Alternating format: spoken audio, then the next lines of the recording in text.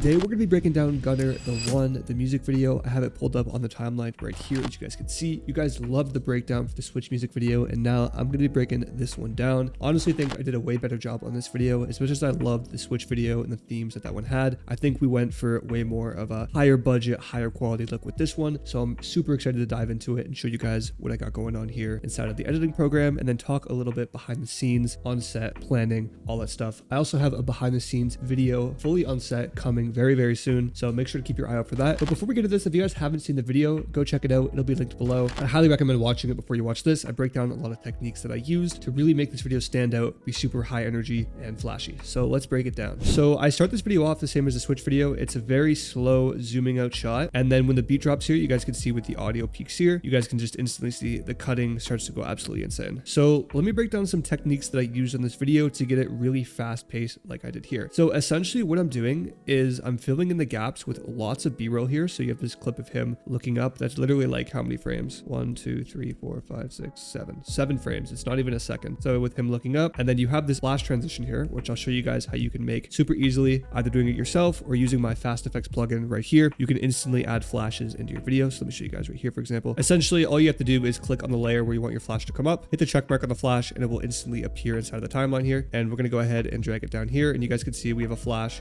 just like that. Now, this video aspect ratio is very weird. It's not going to do this on every single music video, but since it's weird, it's a little bit squared in just like this. You can fix this super easily just by bringing up the height and bringing up the width. And then for every flash you do, pretty much just have to copy and paste that, and you have a super fire flash just like that inside of the plugin. Inside of this, there's also tons of transitions. Like you guys can see the CRT flashes here, the black and white ones, and then you have a bunch of shakes inside of here, and then the thermal ones, which are my favorite as well. If you guys are interested in grabbing this, it'll be linked below. You can get 2 additional editing packs for free if you want to go ahead and grab Fast Effects. More on that in the description, but let's continue breaking this video down. So it's carried by a lot of very quick scenes, like you guys saw here, with these flash transitions. So you have another scene there, and flash transition, or this one's actually a wipe transition. We'll talk about this a little bit here. So if I zoom in here, you guys can see this is at 400 speed. So pretty much all this is, if I go ahead and drag it up here, I'm going to bring it back down to 100 speed. I love to use these. It's me whipping the camera side to side. There's no color grade on it right now. As you can see, it's like below the adjustment layers. So we'll bring it down here, making sure I'm not deleting anything else. And it's literally just me whipping the camera back and forth around the artist. And then you can see how slow it is. But then when you bring it to 400 speed, you get this really cool look.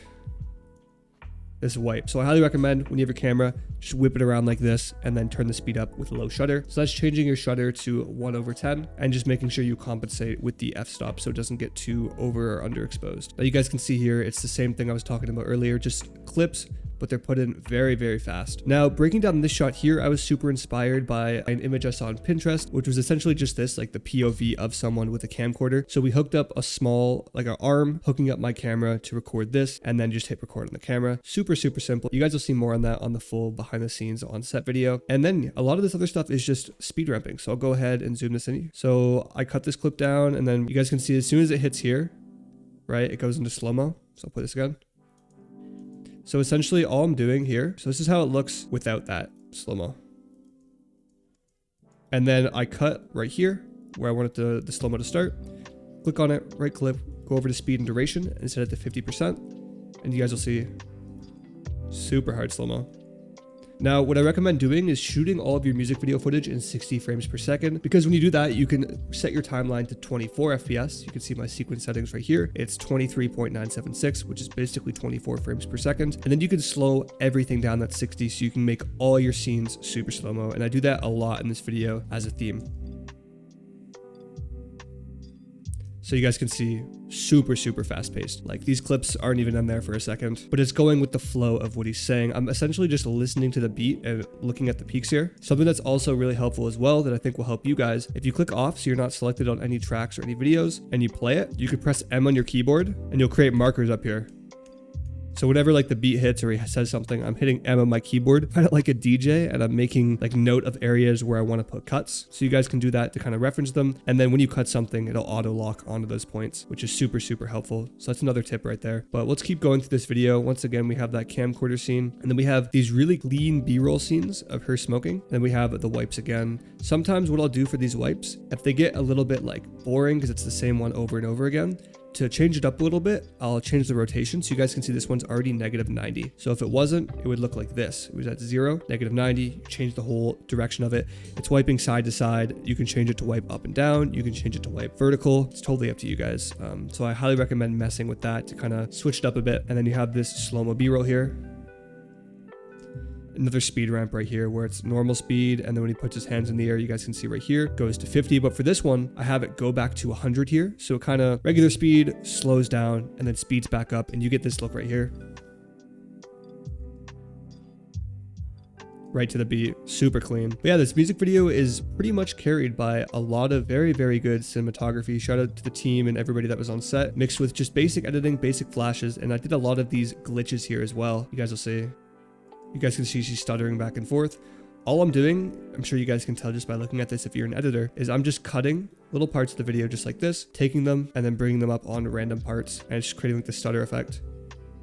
Super, super clean effect. But yeah, that's pretty much the whole style of this video. You guys can see I did the exact same thing right here, but this time I did a frame going back and forth. So essentially what that would be, if I were to do it like right like here, I would take 2 frames, highlight them, hold Option, and then keep duplicating them like this, and it will repeat it back and forth. You guys see that right there? And I essentially just did that on this part right here with this hand. Super hard. We got that wipe again. You guys can see the whole style is very consistent, matched with the coloring, the grain, all of that. It makes a really cool themed video. I love this part right here. I'll break this part down so you guys can see. So if you're ever wondering how you get these super dramatic like blurs and stuff, like especially on this one part, essentially all this is its adjustment layer, an adjustment layer with RSMB on it. You guys can see if I find one of these scenes right here and turn it off, you lose a lot of that motion blur, a lot of that motion and that warping that makes it really, really cool with the RSMB here. And then, yeah, it's just these glitches, like the 1 frames you guys can see here. You can tell right here, I literally just took these frames, brought them on top of here and had them like randomly play. And then the RSMB on the adjustment layer here really carries it and brings that vision to life there. And pretty much it's just these effects repeating on different scenes for the rest of the video. Very simplistic video. I think the coloring, the themes, the cuts, and just like the way I cut the video overall really carried it with the cinematography. Having the actress was super great as well. If we break down the color grading here, this is actually a LUT that my boy on set, Jason, was using on his monitor. And I asked him for it because it looks so clean on the monitor. That was my first time ever working with a LUT on the monitor. I would just either do flat or Rec 7.9 on the monitor. And I basically got him to set it to me, did a little bit of tweaking on it inside of Lumetri color here, and then yeah, the LUT is there, and then we got the film grain here, which is in my film pack that'll be linked below. If you guys go ahead and grab Fast Effects, you can get that film grain pack for completely free and another pack for free as well, so I recommend you guys check that out. But if I go through and break down the rest of the video, it's essentially going to be the exact same thing that I showed you at the beginning there, just repeating, trying not to use too many of the same scenes, a lot of speed ramping, a lot of these flashes. Every single adjustment layer you see on this entire layer is all flashes.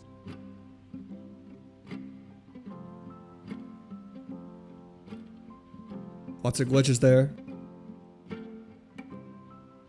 Super, super hard. But yeah, that's essentially the breakdown for this video. If you guys enjoyed it, make sure to leave a like and keep your eye out for the full on-set BTS. That'll be out super soon. Thank you guys so much for watching. I'll see you in the next video. Peace.